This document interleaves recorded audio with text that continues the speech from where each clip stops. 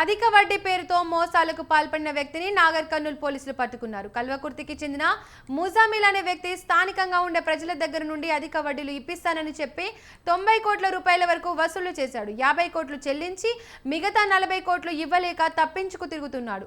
ముజామిల్కి డబ్బులు ఇచ్చిన బాధితులు పోలీసులకు ఫిర్యాదు చేయగా రంగారెడ్డి జిల్లా మహేశ్వరం సమీపంలో అరెస్ట్ చేశారు.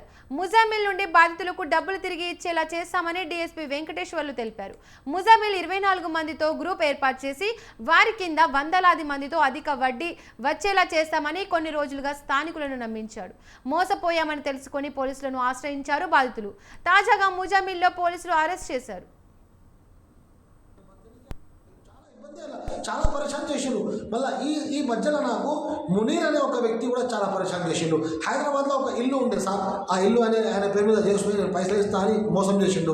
కల్వకుర్తిలో 15 ఫ్లాట్లు ఉంటే ఆ ఫ్లాట్లు చేసుకున్నాడు ఆయన పేరు మీద పైసలు ఇస్తా అని అట్లా మోసం చేసిండు. 2 కోట్ల ఆస్తి ఆయన చేసుకొని మోసం చేసిండు. ఆ పెద్ద మోసం అది జరిగింది. ఈ జుబేర్ వాళ్ళు ఏం చేసిండు, ప్రాపర్టీ డాక్యుమెంట్స్ పాస్పోర్ట్లు తీసుకున్నారు, ఎఫ్ఐఆర్ చేసిండ్రు, ఒకసారి కిడ్నాప్ చేసిండ్రు, ఇంకా 2-3 సార్లు కిడ్నాప్ చేయడానికి ప్రయత్నం చేసిండ్రు. వేరే వాళ్ళకి రౌడీలకి పెట్టిండ్రు. హైదరాబాద్లో పూల్ బాగా ఒక పైల్వాన్ అలీబాయ్ ఉంటే అలీబాయ్ దగ్గర తీసుకుపోయి కూర్చోపెట్టిండ్రు. ఇక ఇదే అంశానికి సంబంధించి మరిన్ని అప్డేట్స్ మా ప్రతినిధి ప్రదీప్ అందిస్తారు. ప్రదీప్ చెప్పండి.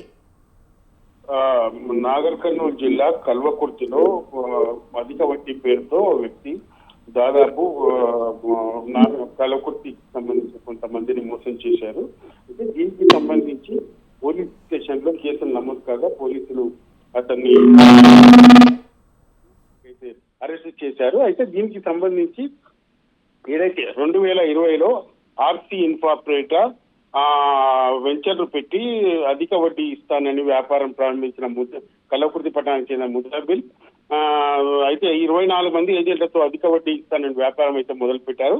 అయితే 2020 నుంచి 23 వరకు పెట్టుబడి పెట్టిన వారికి 1,50,000 అధిక వడ్డీ ముజామిల్ చెల్లించాడు. అయితే దీంతో ఇంకా కొంతమంది ఈ ఇన్ఫాల్ చేరి తమ వద్ద ఉన్న పూర్తి అమౌంట్ ను అతనికి అయితే ఇచ్చారు. దీనికి సంబంధించి 2023 ఆగస్టు నుంచి ముజామిల్ పరారీలో ఉన్నారు. అయితే ఒక్కసారిగా తమ డబ్బులు తీసుకొని పరారైనట్టు కూడా పోలీస్ స్టేషన్ లో కేసులు నమోదు కాగా పోలీసులు అతన్ని అంటే దాదాపు 90 కోట్ల వరకు కల్వకుర్తికి సంబంధించిన వివిధ ప్రాంతాల నుంచి ఇతను డబ్బులు వసూలు చేసి పరారైనట్టు కూడా తెలిసింది. ఈ కేసు విషయమై పోలీసులు కేసు నమోదు చేసి అతన్ని నిన్న మహేశ్వరంలో పట్టుకుని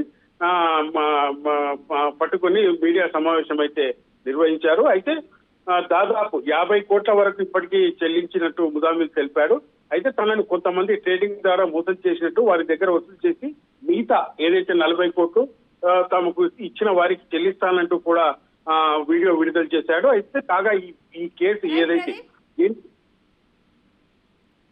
థ్యాంక్ యూ ప్రదీప్.